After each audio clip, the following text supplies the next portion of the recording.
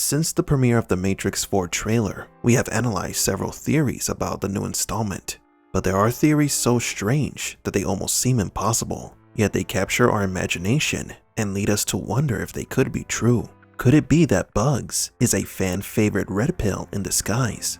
Is Neo crazy?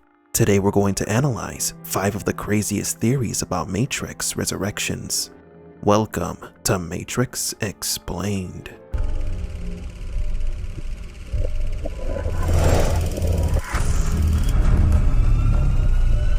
Welcome to the desert of the real.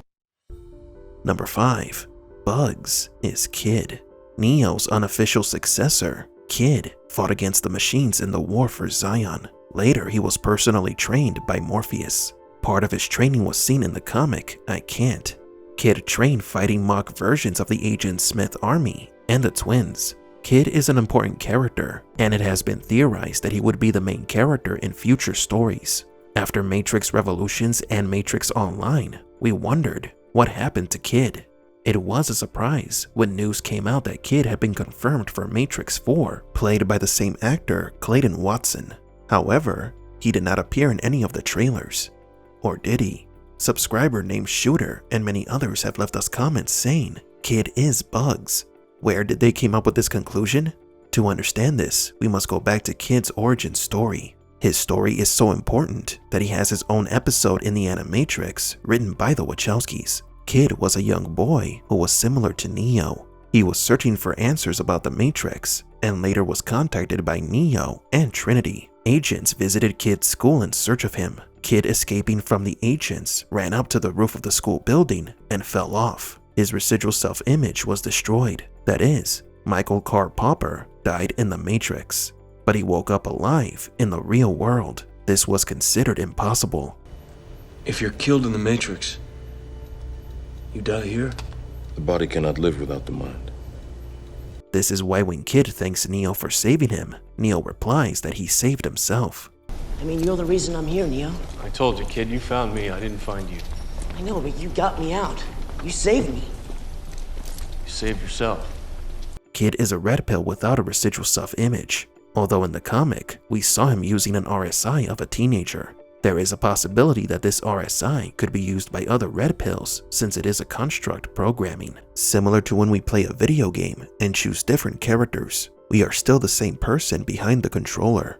Kid being Bugs in disguise does sound strangely plausible. Number 4. Not the same Neo. The idea that the film is a prequel or that it will have time travel was discarded by Keanu Reeves himself. He said that we will return to the franchise 20 years after Matrix 3, but the reality is that we don't know how much time has passed in the simulation or in the real world. What if this story occurs hundreds or thousands of years after Matrix Revolutions or Online, and that the Neo we see is not the same one from the original trilogy? After all, the Matrix 3 script clearly says that Neo and Trinity both died. In one of the clips of the trailer, we saw a ship hovering over some ruins that could be Zion. Perhaps the truce was inevitably broken, Zion was destroyed, and the Matrix was rebooted. Hundreds or thousands of years have passed, and the new anomaly has manifested. History is about to repeat itself. What will happen if Thomas Anderson discovers that he is not number 6, but number 20 or higher? Number 3.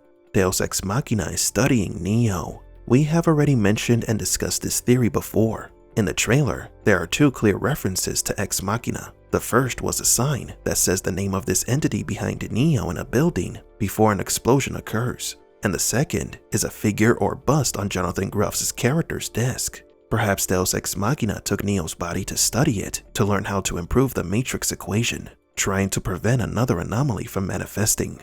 The architect did mention that he had endeavored to eliminate the anomaly. You are the eventuality of an anomaly which, despite my sincerest efforts, I have been unable to eliminate from what is otherwise a harmony of mathematical precision. Maybe for seeking the perfection of the Matrix, the architect retrieved Neo's body and is studying him in a separate simulation. Number 2. Thomas Anderson is crazy. What if Matrix 4 is a meta film that does not occur in the same universe as the originals? What if the movie takes place in our world? Thomas Anderson could be an old man raving about his favorite movie, believing that he is Neo when the reality is that The Matrix is a simple movie. Am I crazy?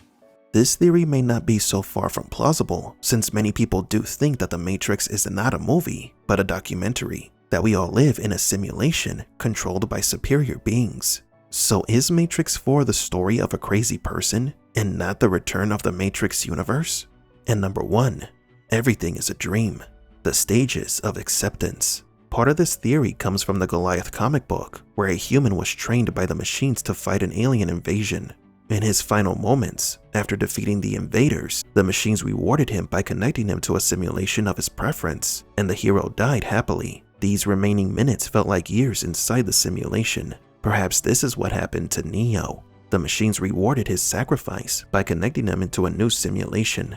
Neo could have been in this simulation for decades, but in the real world, it's only been a few moments since his sacrifice and the feat of Smith. The other part of this theory is, what if Matrix Resurrections is about Neo going through the 5 stages of grief, accepting his death so he can move on to the afterlife?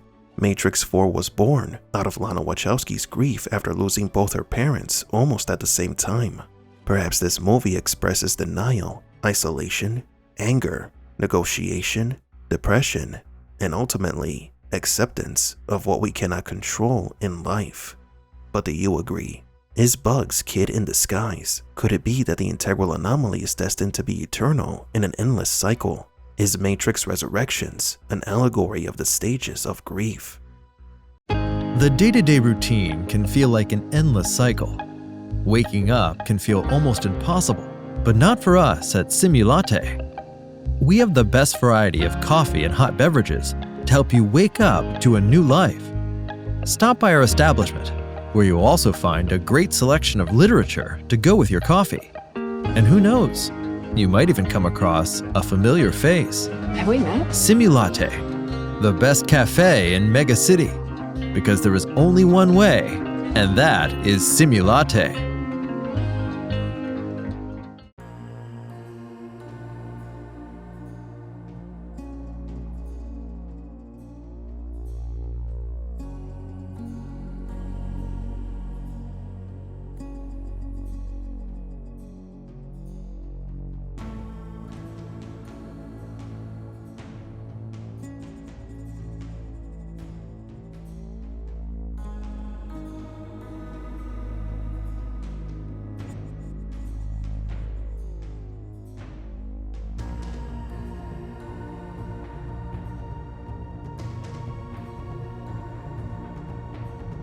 For Matrix Explained, please leave a like and subscribe. And thank you for visiting the Desert of the Real.